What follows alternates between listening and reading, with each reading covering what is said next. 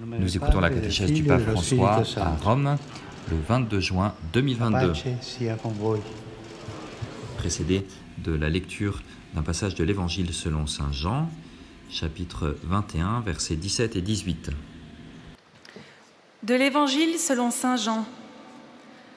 Jésus lui dit pour la 3e fois : « Simon, fils de Jean, m'aimes-tu » Pierre fut peiné de ce qu'il lui eut dit pour la 3e fois : « M'aimes-tu » Et il lui dit : « Seigneur, tu sais tout, tu sais bien que je t'aime. » Jésus lui dit : « Paie mes brebis.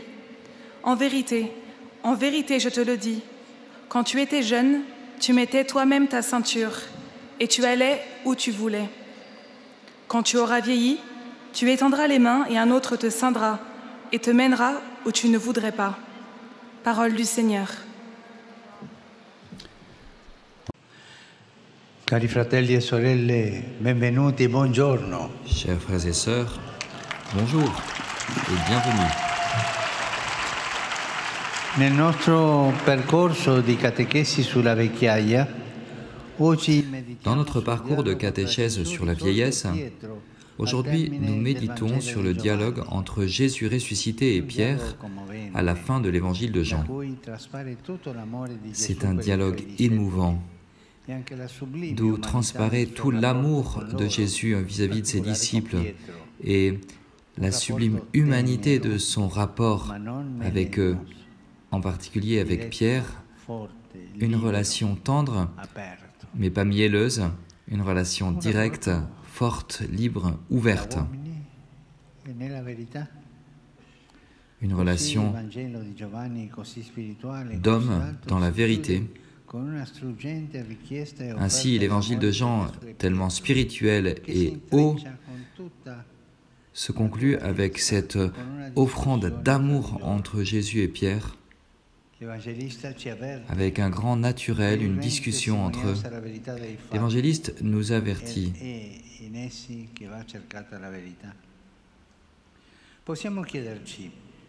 C'est dans les faits que doit être trouvée la vérité.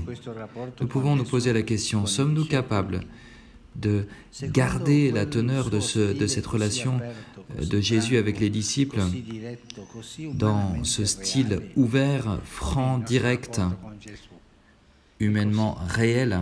Comment est notre relation avec Jésus?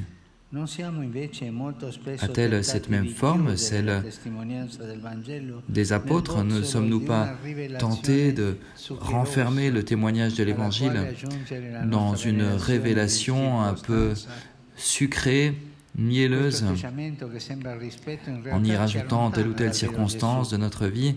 Une attitude qui pourrait sembler du respect nous éloigne en réalité de Jésus et devient même l'occasion d'un chemin de foi très abstrait, très autoréférentiel, très mondain, qui n'est pas la route de Jésus. Jésus est le Verbe de Dieu fait homme, et donc il agit en tant qu'homme. Il nous parle en homme, Dieu et homme, avec cette tendresse, cette amitié et cette proximité.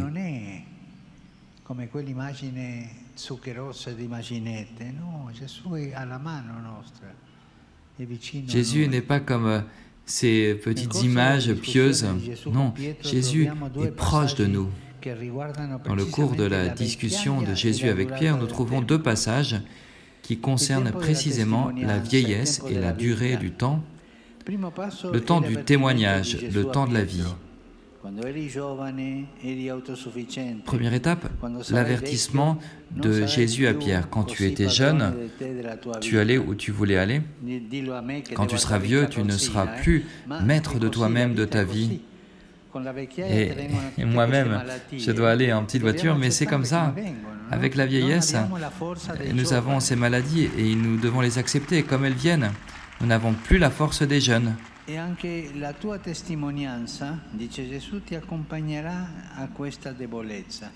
Et ton témoignage, lui dit Jésus, t'accompagnera dans cette faiblesse. Tu dois être témoin de Jésus, même dans la faiblesse, dans la maladie et dans la mort. Il y a un beau passage chez saint Ignace de Loyola où il dit, comme dans la vie, dans la mort également, nous devons rendre témoignage de disciples de Jésus. La fin de la vie doit être aussi une fin de vie de disciples de Jésus. Le Seigneur nous parle toujours selon l'âge que nous avons. Et l'évangéliste ajoute son commentaire en expliquant que Jésus évoquait le témoignage extrême, celui du martyre et de la mort, mais nous pouvons bien comprendre, et plus en général, le sens de cet avertissement.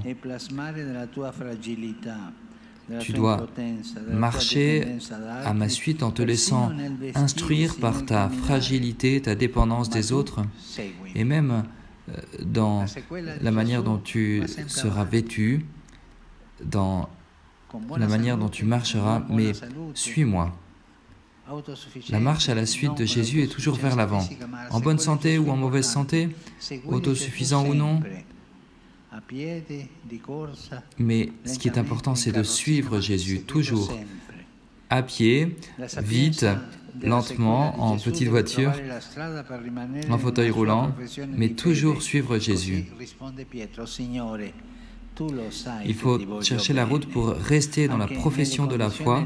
Et Pierre dit, Seigneur, tu le sais, tu sais que je t'aime, même dans les conditions limitées de la faiblesse et de la vieillesse. J'aime bien parler avec les anciens en les regardant dans les yeux. Ils ont des yeux brillants, des yeux qui en disent plus que les paroles.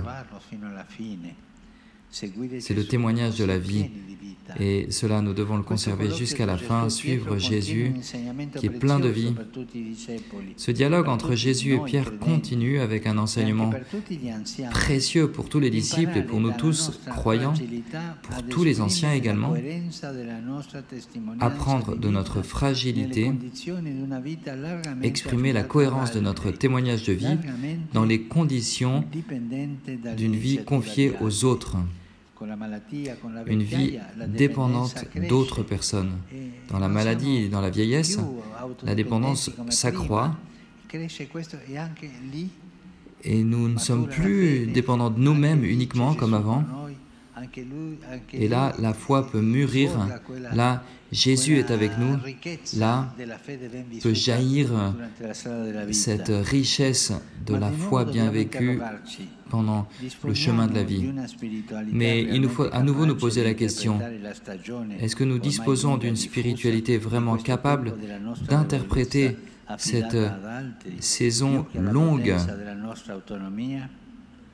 de notre faiblesse confiée aux autres, plus que la puissance de notre autonomie? Comment restons-nous fidèles à l'amour promis, à la capacité d'initiative, dans ce temps de fragilité, de dépendance, ce temps de l'au revoir, ce temps de l'éloignement du protagonisme de notre vie? Ce n'est pas facile de s'éloigner de l'être protagoniste dans la vie. Ce n'est pas facile. Ce temps nouveau est un temps d'épreuve aussi, qui commence par la tentation très humaine, mais insidieuse, de conserver notre protagonisme. Et parfois, le protagonisme doit diminuer, doit s'abaisser. Accepter que la vieillesse t'abaisse en tant que protagoniste, mais tu auras une autre manière de t'exprimer, une autre manière de participer à la famille, à la société, au groupe d'amis. Et c'est la curiosité qui est chez Pierre. Il regarde le disciple qui le suivait et Jésus lui dit, non, non, tais-toi. Est-ce que lui aussi doit me suivre? Est-ce que c'est lui qui sera mon successeur? Ce sont des questions, mais des questions qui ne servent à rien, qui n'aident pas. Est-ce que c'est lui qui va prendre ma place? Et la réponse de Jésus est franche.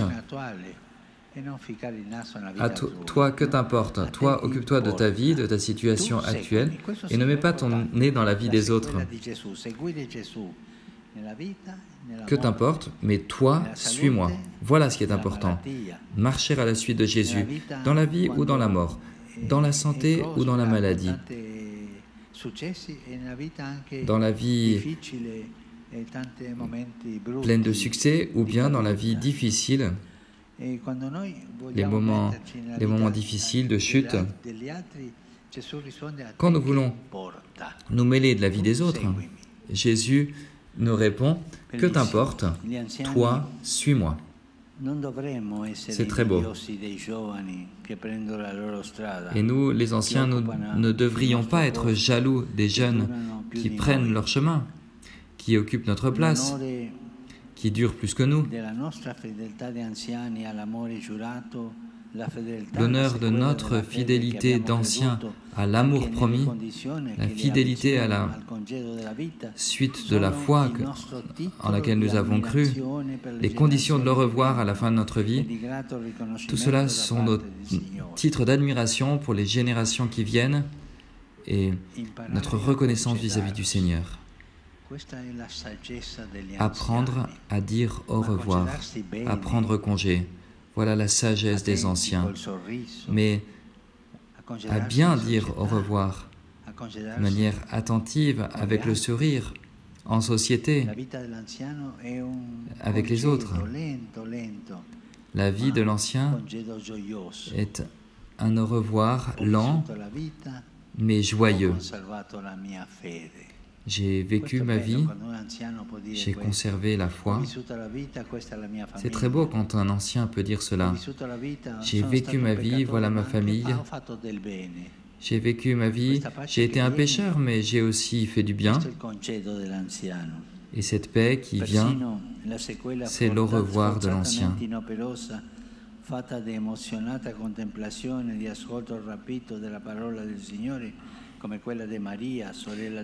Une marche à la suite qui est faite aussi de contemplation, d'écoute de la parole du Seigneur, comme celle de Marie, la sœur de Lazare.